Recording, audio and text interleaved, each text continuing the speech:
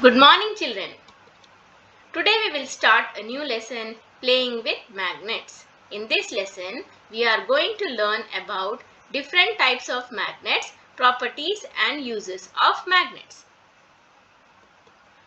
Children, take a pin holder and drop some pins, jump pins, iron nails, paper, pen into it.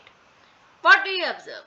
You will notice that some of these objects like pins, jump pins or nails get stuck to top of the pin holder, while the other objects like paper, pencil or eraser fall into the pin holder.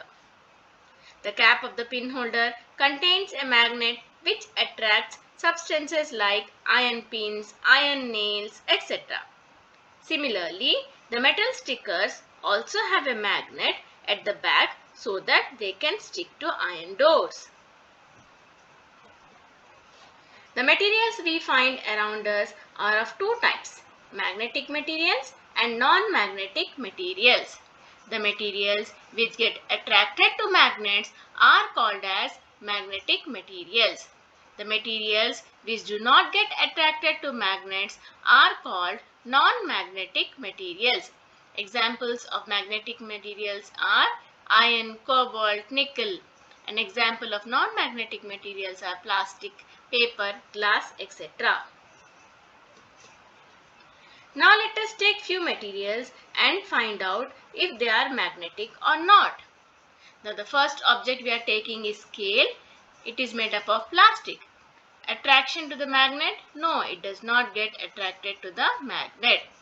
Book. It is made up of what? Paper.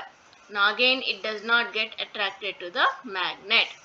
The next object we are going to take is divider that is present in your compass box. It is made up of iron and it gets attracted to a magnet. A pen is made up of plastic. It again does not get attracted to the magnet. So with this activity, we can conclude that magnets attract objects made up of magnetic materials. Magnetic materials include the elements iron, nickel, cobalt, alloys containing some of these such as steel and some of their compounds.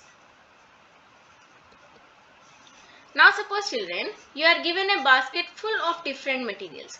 How will you separate magnetic materials from it? As we know that magnetic materials get attracted to magnet, we can bring a magnet and move it in the basket. You will observe that the magnetic materials will get attracted to the magnet.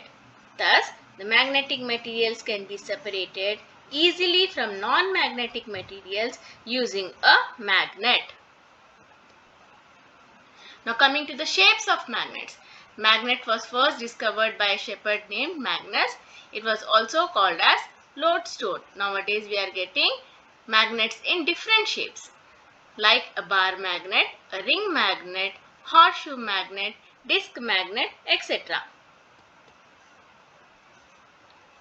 Every bar magnet has two ends whose attracting property is more than the other parts of the magnet. These ends are called poles of the magnet. To prove that the poles of magnet have more attracting power, we can do an experiment. Take iron fillings, spread it on a paper and put a bar magnet under it. The iron fillings move towards the ends. The ends of the bar magnet attract more iron fillings than the middle part. As you can see here, the number of iron fillings attracted towards the poles is more as compared to its center. Attraction and repulsion between two magnets.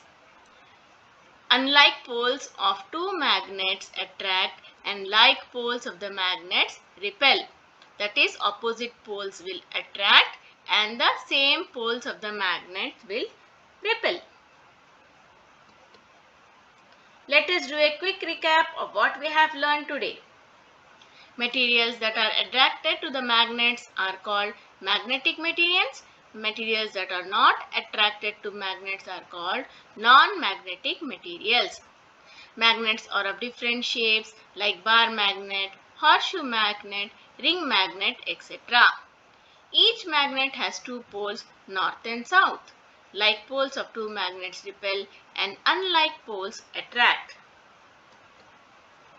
Now children, your homework for today is to write the names of 5 magnetic materials and 5 non-magnetic materials in your home. That's all for today, children.